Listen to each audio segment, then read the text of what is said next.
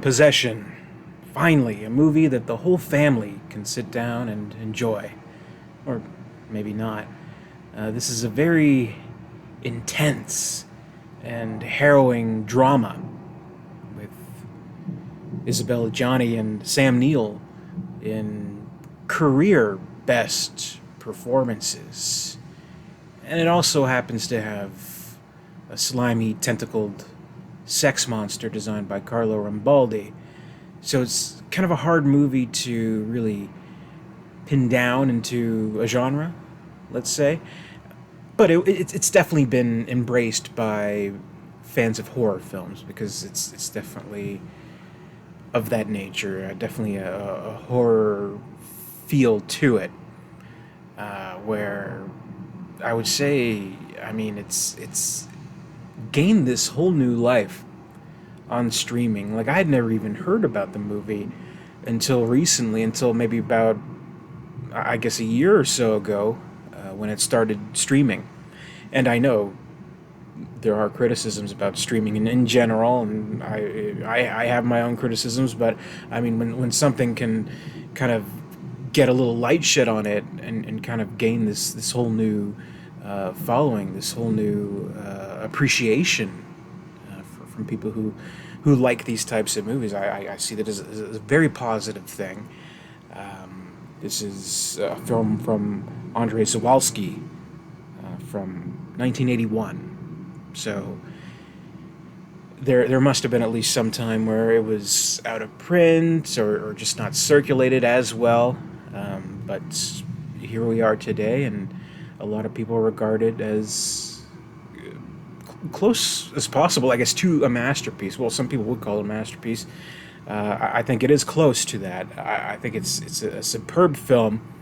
Though I mean, it's a hard one to review, definitely. And maybe I won't go into too many spoilers or plot details. Not that I could like fully explain the plot. Not that there is much of a plot anyway. It is more of a film about feelings and about the atmosphere it creates, about this marriage falling apart, this relationship kind of crumbling, and the toll it takes on these characters, and how it kind of explores an idea of oneself, an idea of the one you supposedly love and want to share your life with, and an idea of that relationship, and how one may perceive it or another, and it's their relationship coming to a very brutal and conflicted end. There is a child involved, and that makes it all the more difficult. And there is infidelity, or let's say a love triangle, sort of. There's madness. There's something otherworldly going on. Like you look at the title, like possession, and you kind of immediately think of like Exorcist kind of stuff. Like, oh, someone's being possessed by a demon. Not quite that. You could interpret the title in different kinds of ways, because there is this force kind of working in an otherworldly kind of way. We can also look at it as a possession in terms of ownership of a person, let's say, and how we really hold these people in our lives. So I mean, and that's generally kind of what you're getting going into the movie. And again, in terms of plot, it's not like a straight A to B kind of plot type of movie. It's very fragmented in a lot of ways. Like there'll be certain scenes that end at one point, and then it picks up at another.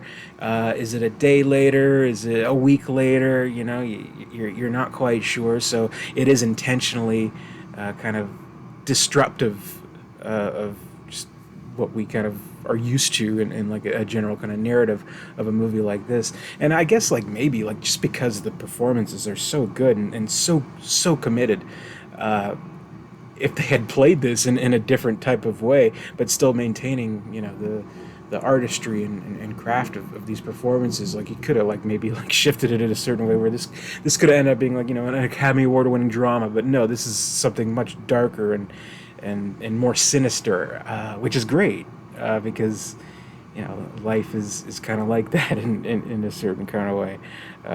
There's really, really dark things within this world and within ourselves that maybe you can't quite define, and we don't even really want to look at, right? So it gets to that, which is great, and the actors playing the characters really get to that too, at a terrible toll, I guess. Like, you know, from what I hear, it like really, really kind of drained them as actors. Not just like mentally, but these are physically demanding performances as well. Of course, there's a very, very, you know, much talked about scene, kind of a famous scene, you know, in the subway, where some crazy stuff is happening. Let's put it that way, and just the terrible subject matter in general of this movie, and kind of the strange turns that it takes. But it's not like a movie in such a way where, you know, I'm kind of like describing it in a way like it's like a David Lynch kind of thing. No, it's not. There's definitely more of a cohesiveness to it, where you can follow it in a certain type of way, and it does have its own, let's say, twists in a certain kind of way that are, you know, surprising to us, the viewer, and it does come to a conclusion where, you know, you kind of get what they're going for. You're like, okay, yeah, and it's devastating.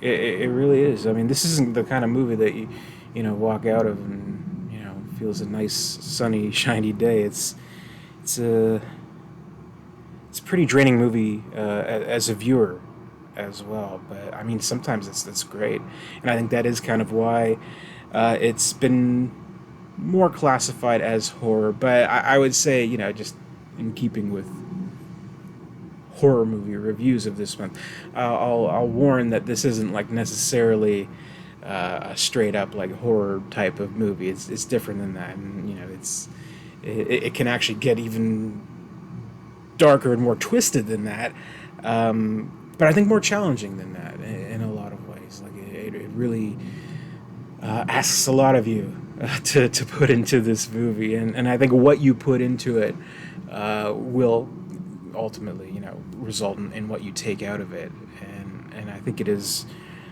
rewarding ultimately. At least it was for me. So I mean, is that as vague as possible as I can be about this movie? It's a vague enough movie on its own, I guess, but again, it's cohesive enough where it's not like an abstract, you know, kind of mind fuck kind of thing like you see with a lot of movies where, you know, it's intentionally not making any sense, I guess.